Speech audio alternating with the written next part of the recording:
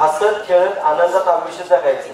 की BP sugar किंवा ही लक्षणं, आता ज्यांना ज्यांना बीपीचा त्रास आहे त्यांनी काय करायचं, आजपासून डोक्यातलं सगळं काढून टाकायचं. मला बीपी आहे, मला शुगर आहे, हे काढा, मी पाया पडतो तुमचा. आणि साधी गोष्ट करायची, सकाळी उठल्याबरोबर जाऊन यायचं, न मोबाईल घेता. नाहीतर मोबाईल घेतला की 15 मिनिटं. बरीच लोक तिकडे जाऊन रील्स बघत असतात आणि लक्षात आल्यावर करतात नाही येतात, नाहीतर तोवर ते रील्स वरच असते. तर विनंती करतो, साधी गोष्ट आहे, आजपासून डोक्यातला आजार काढा. ज्यांना बीपीचा त्रास आहे, ज्यांना शुगरचा त्रास आहे, त्यांनी मन मोकळं करा. पूर्वी लोक मन मोकळं करायचे म्हणून बीपी शुगरचा त्रास कमी होता. आता बघितलं तर सगळी व्हॉट्सअपवर आणि फेसबुकवर आहे. त्यामुळे विनंती करतो, मन मोकळं करा, शांत झोप घ्या, योग्य आहार घ्या. आणि सकाळी जाऊन आलात की अंथरुणावरती ताट बसायचं, श्वास घ्यायचा नाकानी, आणि जितक्या वेळ थांबता येईल तितक्या वेळ थांबायचं, आणि सोडताना तोंडातून सोडायचं. परत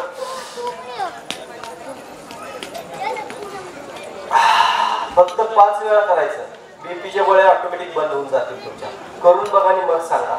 शुगरचा ज्यांना त्रास आहे त्यांनी 3 किलोमीटर चालायचं आणि सीताफळाची 2, 3 किंवा जास्तीत जास्त 4 पानं खायचे. ऑटोमॅटिक शुगर नॉर्मल होते. ज्यांच्या हातापायांची धग होते जास्त, त्यांनी काय करायचं, टोमॅटो मधून चिरायच्या, बिया काढायच्या आणि गरम तव्यावरती ठेवायचा.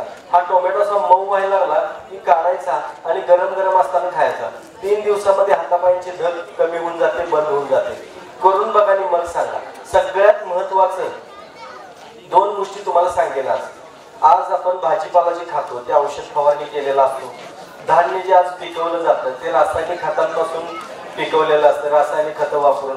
आज शेणखत, अमुक तमुक नॅचरल सगळी शेती बंद झालेली आहे. आणि हे काय होतं की आता मार्केटला गेल्यानंतर भाजी ऑर्गॅनिक मिळणं कठीण आहे. आता बरीच लोक ऑर्गॅनिक म्हणतात, पण ऑर्गॅनिकला खूप सारी सर्टिफिकेट्स लागतात की त्या भाजीला आहेत का बघायचे. शक्य नाही, कारण ऑर्गॅनिक म्हणलं की आपल्याच शेतीत नाही तर आजूबाजूला सुद्धा कुठेही रासायनिक खताचा वापर किंवा औषध फवारणी करता कामा नये, आजूबाजूला सुद्धा. तर असं कुठं मिळणं कठीण असतं. त्यासाठी 100-200 एकर शेती घेऊन स्वतःच करावी लागते, तर ते पॉसिबल असते. नाहीतर शेजापाजारी औषध फवारणी करतात आणि मध्ये बरोबर तेवढंच आपलं शेत आहे त्याच्यात ऑर्गॅनिक केला तर त्याला ऑर्गॅनिक सर्टिफिकेट मिळत नाही किंवा ते ऑर्गॅनिक म्हणू शकत नाही. तर असं जर आता शेवटी पर्याय नाही, मग काय उपाशी मारायचं आहे का? धान्य तर खाल्लं पाहिजे ना. म्हणून सगळ्यांना विनंती करतो, खात चला, पण निसर्गात अशा काही वनस्पती आहेत ज्या तुम्हाला तुमचं आयुष्य निरोगी करू शकतात, असले साईड इफेक्ट घालवू शकतात. तुम्ही जंगली तुळस कधी बघितल्या का? जंगली तुळस जर बघितली तर कमीत कमी त्या तुळशीची उंची 10 ते 12 फूट उंच असते ती तुळस. म्हणजे त्याचा खाली बुंदा जर बघितला तर खूप मोठा असतो. अशी तुळस तुम्ही बघू शकणार नाही.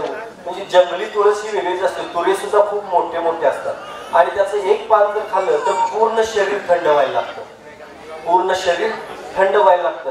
अशा पद्धतीची जंगली तुळस ही या अशा साईड इफेक्ट वाल्या सगळ्या प्रकारांवरती, मग व्यसनाचे साईड इफेक्ट असू दे किंवा तुमचं अन्नधान्य कुठलंही तुम्ही भाजीपाला खाल्लेल्याचे साईड इफेक्ट असू दे, हे जर तुम्हाला नको असतील तर त्या तुळशीचा उपयोग करा. जे आपल्याला, मला वाटतं हे कोकणात सुद्धा बऱ्याच ठिकाणी मिळते बरं का ती तुळस. आपल्या इकडे सुद्धा, मी सुद्धा इकडूनच बऱ्याच तुळशी घेऊन जातो तशा. तर अशा तुळस आहेत आमच्या इकडे. गगनबावड्या साईडला पण मिळतात, तिकडं चंदगड साईडला पण मिळतात. असं खूप साऱ्या ठिकाणी मिळतात त्या तुळशी, ज्या खाल्ल्यानंतर, ज्याचं पान खाल्ल्यानंतर एकदम गार वाटायला लागतं. तर अशा तुळशी आहेत, त्या तुम्ही उपयोग करू शकता. आणि जर नसेलच तुम्हाला हे तुळस मिळत नसेल तर जडीबुटी युक्त चूर्ण म्हणून आमचं आहे, जे मार्केटला आज अवेलेबल आहे. आणि ते जर हवा असेल, आणि हे आम्ही गोष्टी फक्त आणि फक्त खूप नाममात्र शुल्कामध्ये देतो, खूप कमी किमतीमध्ये. म्हणजे 25 रुपयाचं ते पॅकेट आहे छोटंसं चूर्ण. ते खूप, म्हणजे मला ते परवडत पण नाही 25 रुपयाला. पण लोकांच्या हेल्थसाठी मी आज इथपर्यंत आलोय, पण इथं सुद्धा येण्याचा मी 1 रुपया घेतलेला नाही, घेत पण नाही. मी सगळ्या महाराष्ट्रभर फिरलो, महाराष्ट्राच्या बाहेर फिरलो, तरी कुणाकडून 1 रुपया घेत नाही. माणुसकी म्हणून माणसानं माणसासाठी एवढं करायला पाहिजे. आणि तसं बघत असाल तर मी काही गरीब नाही आहे, मी खूप श्रीमंत आहे. माझी श्रीमंती मी इथं पण दाखवू शकतो. बघायची आहे का तुम्हाला? दाखवू शकतो. बघा, ज्या युगामध्ये, ज्या जगामध्ये स्वतःची मुलं सुद्धा आपल्या आई वडिलांचं ऐकत नाहीत, त्या जगामध्ये त्या युगामध्ये एवढी सगळी लोक माझं ऐकतात, ही श्रीमंती आहे का नाही सांगा बरं माझी, आहे का नाही? याच्यापेक्षा काय श्रीमंती पाहिजे? आणि हे पैशात नाही मोजू शकत, कुठल्याही पैशात मोजू शकत नाही. कुठेही जावा, मराठवाडा, विदर्भ, खानदेश, तुम्ही कुठेही जावा, कुठेही जावा, सगळीकडे प्रचंड मॉब जमलेला असतो. भयानक भयानक लोक असतात आणि भयानक लोक मला घरगुती उपाय विचारतात, ही माझी श्रीमंती आहे.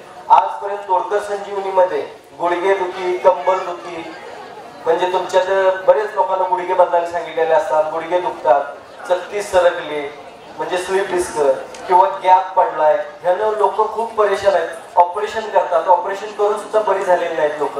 चिरफाड करून घेण्यासाठी आपल्याला परमेश्वराने शरीर दिलं नाही.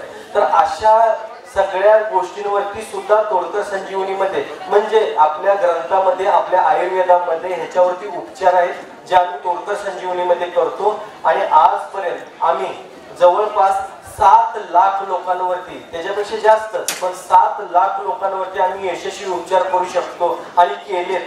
ही आमची श्रीमंती आहे. तुम्ही येऊ शकता, तुम्ही ह्या गोष्टीचा लाभ घेऊ शकता.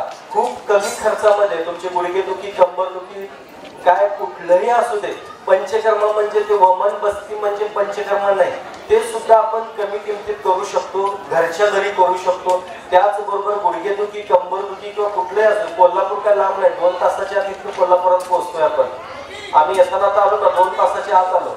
तर तुम्हाला विनंती करतो, गुडघेदुखी आणि कंबरदुखीसाठी भरपूर पैसे खर्च करतात तरीही बरं होत नाही. कायमचं जर बरं व्हायचं असेल तर नक्की तुम्ही याचा उपयोग करू शकता. तोडकर संजीवनीमध्ये येऊ शकता. आणि जडीबुटी युक्त चूर्ण जे आहे ते साईड इफेक्ट पासून लांब राहण्यासाठी तुम्ही नक्की त्याचा वापर करू शकता. त्याचबरोबर अजून एक सांगतो, शरीर मजबूत ठेवायचं असेल तर दात मजबूत ठेवावे लागतात. आणि दात मजबूत ठेवायचं असतील तर आजपासून ते ब्रशनं घासताय ना, प्लास्टिकच्या ब्रशनं, त्याला काय होतं माहितीये का? दातांवरचं कोटिंग, ब्रश झिजतो की नाही, ब्रश करतो, ब्रश खराब होतो की नाही, मग दात चांगले राहत असतील का? दातही खराब होतात. दातांवरचं कोटिंग आहे ते निघून जातं आणि दात कसं होतं की ते जी पेस्ट असते ते केमिकल पासून, त्यात केमिकलचा यूज असू शकतो आणि त्यामुळे काय होतात की हिरड्या वगैरे आपल्याला लूज पडू लागतात. बऱ्याच लोकांना आता पूर्वी जर बघितलं 100 वर्ष असले तर वय 75-80 वय असलं तरी लोक कडक कडक भाकरी चुलीला लावून खायचे, कडक भाकरी करून. आज काय करतात? आज शक्य आहे का? कारण काय, दातांची मजबूती राहिली नाही. दात मजबूत ठेवा, शरीर मजबूत राहील. आणि दात मजबूत जर तुम्हाला ठेवायचे असतील तर त्यासाठी तुमरू, माजू फळ, हे तुम्हाला फळ माहिती आहे का? तुमरू फळ माहिती आहे, माजू फळ माहिती आहे. हे निसर्गात खूप छान प्रकारे आहे. जशी तुळशीचं उदाहरण आहे तसंच हे तुमरू, माजू फळ. आता मिसवाक म्हणलं की सगळ्यांना माहिती असणार आहे, पण मिसवाक बघितलं कसं असतंय? पांढऱ्या काड्या असतात बघा मिसवाकच्या, ज्या दात पांढरं शुभ्र करायला मदत करतात. पण तुमरू असेल किंवा माजी फळ असेल, हे आतल्या हिरड्यांना मजबूती देण्याचं काम, जखमा भरण्याचं काम, छाले बंद कमी करण्याचं काम हे तुमरू आणि माजी फळ करत असतं. असं फळांचा उपयोग करून आणि वेगवेगळ्या जंगली वनस्पतींचा उपयोग करून आम्ही एक दातांची ट्रीटमेंट तयार केलेली आहे, ज्याला दंतप्रभा आम्ही म्हणतो. तर दंतप्रभा हे जे आहे तर ते तुम्ही रोज रात्री काय करायचं, हातावरती घ्यायचं, मंजन, दंत मंजनच म्हणा, तर ते दंतप्रभा, दंत मंजन हे काय करायचं, लावायचं फक्त रात्री जेवण झाल्यानंतर, खळखळून चूळ भरायची, परत एकदा हात फिरवायचा, म्हणजे मधल्याच पोटाने हे करायचं आणि खळखळून परत एकदा हात फिरवून चूळ भरायची आणि तुम्ही रात्री झोपायचं. ते रात्री झोपल्यानंतर ना बॅक्टेरिया असतो तो किंवा बऱ्याच आता दात किडणे, हलणे, पडणे हे जे आहे हे रात्रीत थांबायला लागतं. करून बघा, हे दंतप्रभा दंत मंजन आहे, तेही आपल्याला मार्केटला अवेलेबल आहे. नसेल तर आजही ते मी तुम्हाला दाखवण्यासाठी आणि तुम्हाला देण्यासाठी आणले, तेही डिस्काउंटमध्ये मिळेल. ज्यांना दातांचे प्रॉब्लेम आहेत किंवा ज्यांना शरीर मजबूत ठेवायचं आहे त्यांनी नक्की हे दंतप्रभा दंत मंजन तुम्ही घेऊ शकता.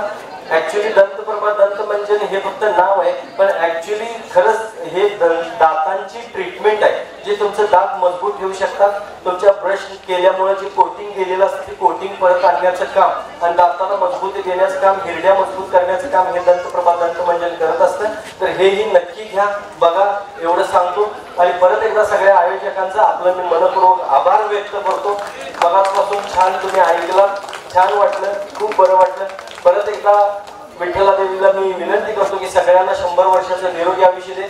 नसलं 100 वर्षाचं तर 80 वर्षाचं दे, पण बंद्या रुपयासारखं खणखणीत दे. एवढं सांगतोय, थांबतो. आयोजकांचा मी आभार व्यक्त करतो, आपले आभार व्यक्त करतो.